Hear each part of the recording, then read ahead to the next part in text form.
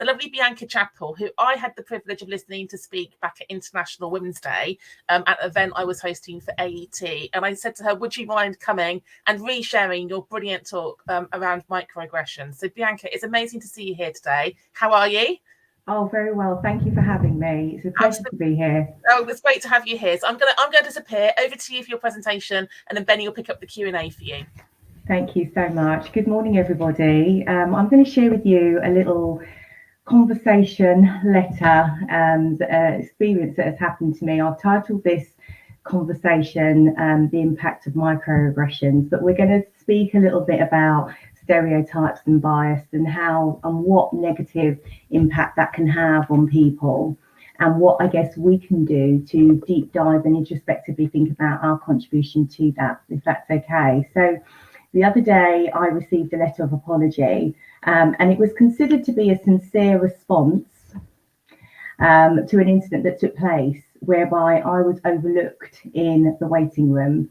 Apparently, also the microaggression denotes people like me don't usually produce documents as articulately as I do.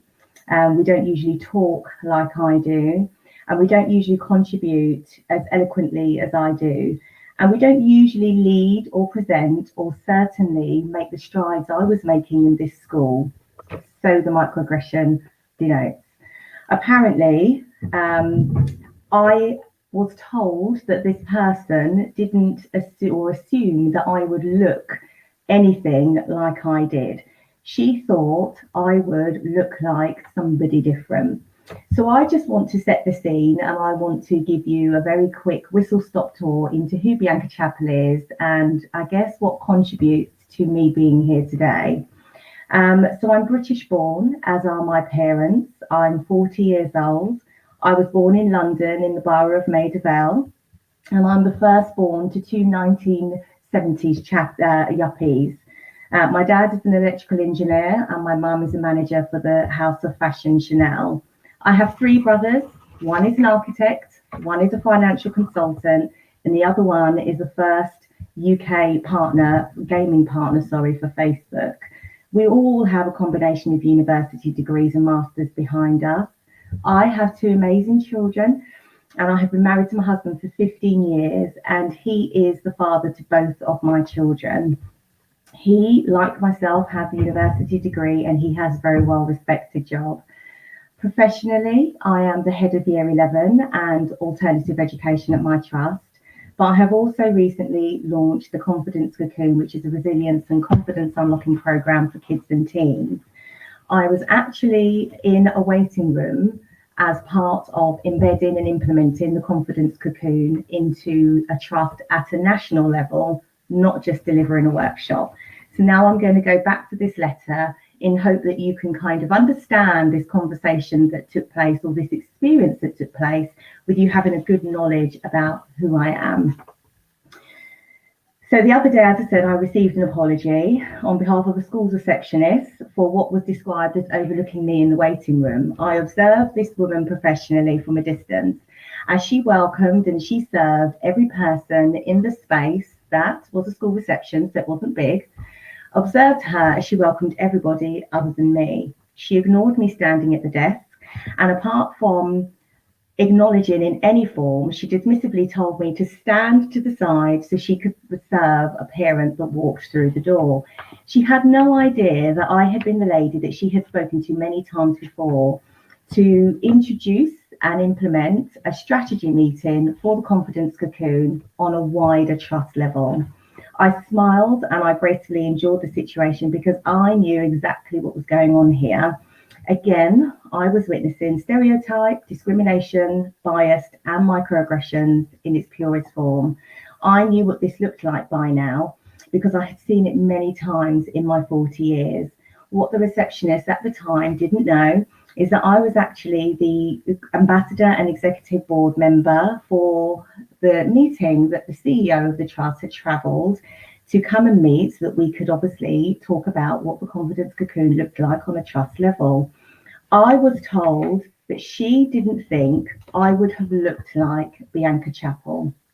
As shocking as this may seem to you, it's a reality for me, and it's a reality for many. This that I have just shared with you is my lived experience. This is my true reality. And as frustrating and I guess at times quite upsetting it is for me, it's in moments like this that I've mastered the art of navigating the impact of microaggressions. The microaggression that says that women like me can't be professionals, we can't possibly be the founders of companies, hold leading roles and stand in the space of leadership position, positively contribute and be respected for doing so. The microaggression that says women like me don't typically come from strong, robust backgrounds and have the capability and positivity to contribute to change the way that I do. The microaggression that says women like me can't possibly be the person impacting change for young people within a trust the way that I am. The microaggression that says women like me aren't both capable and deserving of her time, fair access to progression, and taken seriously when we stand in the space of development and success. I believe we are all deserving of a piece of the pie that is free from microaggression, free from bias, and free from small minded individuals, free from stereotypes, assumptions, and bias. Can you imagine for a moment what the world would look like without microaggression, without bias, and without stereotype? Can you imagine for a moment how much better, more accepting, and enjoyable life would be for everybody? If you'd done the deep dive introspective work that required you to remove conscious and subconscious flickers of microaggression, can you imagine how much more enjoyable this world would be? But my question to you is also, are you even brave enough to accept and say that you have them too? I'm Bianca Chappell, a well-rounded woman with a lot to offer, making strides and change in education for young people to impact resilience and confidence.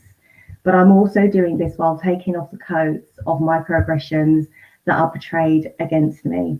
Thank you for listening, and I'm open to any questions that you might have.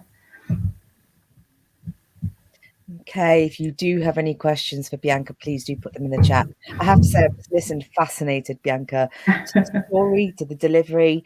It really hit home, I think. And I think a lot of people in a similar position will hear what you're saying and recognize the pain and the truth in that.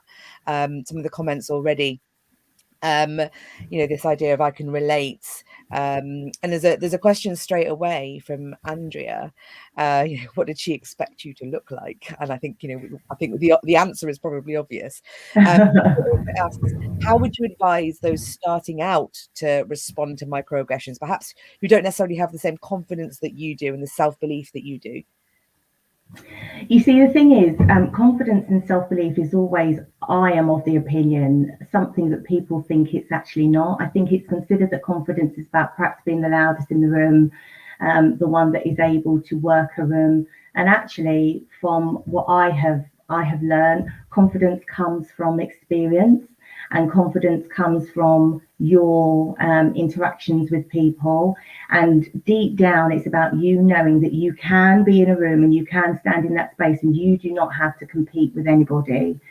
So my answer to that in totality would be just really getting to know and understand yourself. And I think when you can get to that point of completely being in love with who you are and the biggest champion of all the things that you stand for, that's when confidence is exuberated. People might interpret it as, being well-spoken, able to do a good presentation and stand and do public speaking. That's not confidence. Confidence is knowing that you don't have to compete with anybody. Oh, I think you're absolutely right. I think one of the things that we struggle with, and certainly, something that I have struggled with over the years, is what to say in that situation.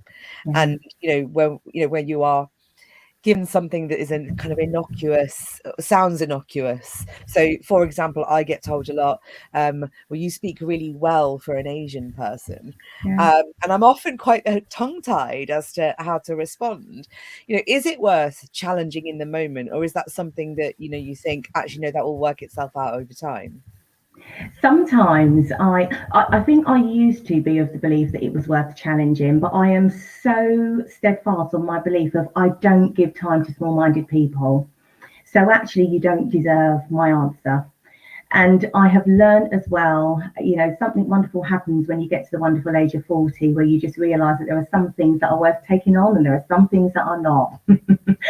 And actually, if somebody was to say that to me, and in those moments when I know what's happening, silence is the best.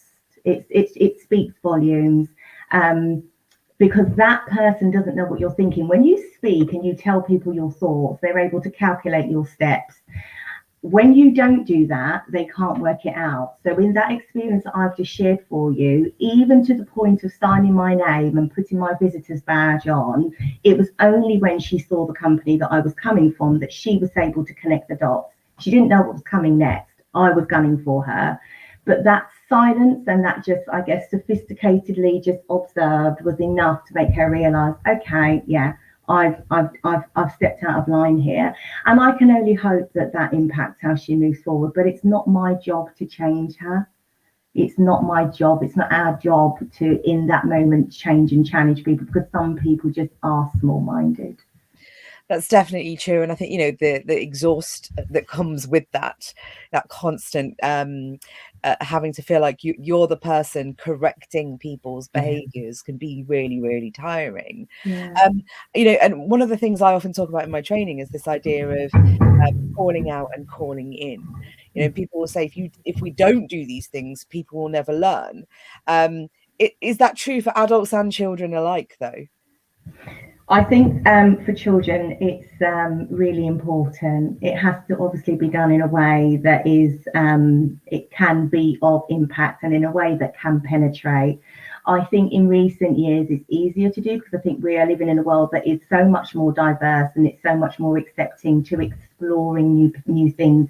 I think, you know, different genders, different races it's not a new thing anymore. Growing up, those conversations were very new and taboo and risky, and it's just not that way anymore. So for younger years and younger people, absolutely, I think it's our duty, because that's where our impact can penetrate. And I always go out of my way to do that because I believe it educates. But I do think that there is a certain generation that sometimes that's a little bit harder to do that with. And as you say, it can be draining and exhausting and really upsetting. So you have to then guard yourself from, I guess, the what that can do for you, or that how it affects you. I certainly think that's true. And we often talk in these circles around the impact on the mental health of people doing this work and taking on that challenge. And it's often described as that kind of emotional tax of having protected characteristics and then being responsible for doing the educating. But I take your point about the fact that it's children. Actually, you know, we can be working at almost grassroots level to try to elevate the conversation a little bit. Just to be provocative, if you could have said something to that receptionist, what would you have said? What did you think I would look like? What does Bianca Chappell look like? You know, and what led you to that? But I almost, in that moment, I wasn't shocked or horrified or upset. I was very, I almost find it, oh God, I think I find it quite empowering, because that in itself is an education. So I wouldn't have been too interested at what she would have said, because I know where she was coming from. But if I had to answer a question, I would have just simply said, well, what does a Bianca Chappell look like? I'm fascinated by what the answer would have been. I imagine there probably wouldn't have been an answer. Who knows? She's no longer in post, so we will never ask. Well, this is the thing. These things have a way of working themselves out. And I do remember a very similar situation where I turned up for an interview as an assistant head for an assistant headship at a school, in a multicultural place. And they had several interviews going on that day. They had assistant head interviews and they had science technician interviews. And you'll never guess which one they thought I was. I was like, oh, okay, all right. You think I'm the science technician. And I think people don't realize that these things are so prevalent. They almost think like it's something in the past, but it's not. It's something that happens every day to people. Yeah, Absolutely. absolutely. So thank you so much for sharing your thoughts today. Pleasure. It's been really interesting to hear you, and please do keep in touch with our audience. I'm sure they'll be pleased to hear more from you.